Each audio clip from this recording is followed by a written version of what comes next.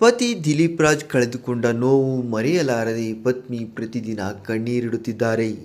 ನಿನ್ನೆ ತಾನೇ ದಿಲೀಪ್ ರಾಜ್ ಅವರಿಗೆ ಕರ್ನಾಟಕ ಟೆಲಿವಿಷನ್ ಪ್ರೊಡ್ಯೂಸರ್ ಅಸೋಸಿಯೇಷನ್ ವತಿಯಿಂದ ನುಡಿ ನಮನ ಕಾರ್ಯಕ್ರಮ ಸಲ್ಲಿಸಲಾಯಿತು. ಬೆಂಗಳೂರಿನ ಚಾಮರಾಜಪೇಟೆಯಲ್ಲಿರುವ ಕಲಾವಿದರ ಸಂಘದಲ್ಲಿ ನಡೆದ ನುಡಿ ನಮನ ಕಾರ್ಯಕ್ರಮದಲ್ಲಿ ಕಲಾವಿದರೆಲ್ಲ ಒಟ್ಟಿಗೆ ಸೇರಿ ದಿಲೀಪ್ ರಾಜ್ ಅವರಿಗೆ ನುಡಿ ನಮನ ಕಾರ್ಯಕ್ರಮ ಏರ್ಪಡಿಸಿದ್ದರು.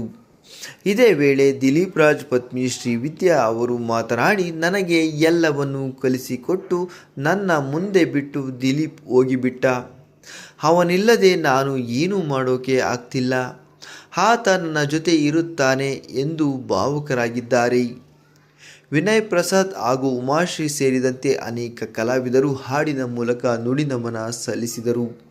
ಶ್ರೀವಿದ್ಯಾ ಅವರು ಕೂಡ ಮನಸ್ಸಿನಲ್ಲಿ ಎಷ್ಟೇ ನೋವಿದ್ದರೂ ಅದನ್ನು ತೋರಿಸಿಕೊಳ್ಳಲಾಗದೆ ನಗು ನಗುತ್ತಲೇ ದಿಲೀಪ್ ರಾಜ್ ಅವರಿಗಾಗಿ ಚಂದಿರಾ ಚಂದಿರಾ ನಿದ್ದೆ ಯಾಕೋ ಬರ್ತಿಲ್ಲ ಎನ್ನುವ ಹಾಡು ಹೇಳಿದ್ದು, ಬಳಿಕ ಪತಿಯ ಫೋಟೋಗೆ ಹೂ ಹಾಕುವಾಗ ಬಿಕ್ಕಿ ಬಿಕ್ಕಿ ಕಣ್ಣೀರಿಡುತ್ತಾ, ಪ್ಲೀಸ್ ಬಾ ದಿಲೀಪ, ನಿನ್ನ ಬಿಟ್ಟು ಇರೋಕೆ ಆಗ್ತಿಲ್ಲ, ನೀನು ತುಂಬಾ ನೆನಪಾಗ್ತಿದ್ದೀಯಾ ಎನ್ನುವ ಕೂಗು ಎಲ್ಲರ ಕಣ್ಣುಗಳನ್ನು ತೇವವಾಗಿಸಿದ್ದು ಸುಳ್ಳಲ್ಲ.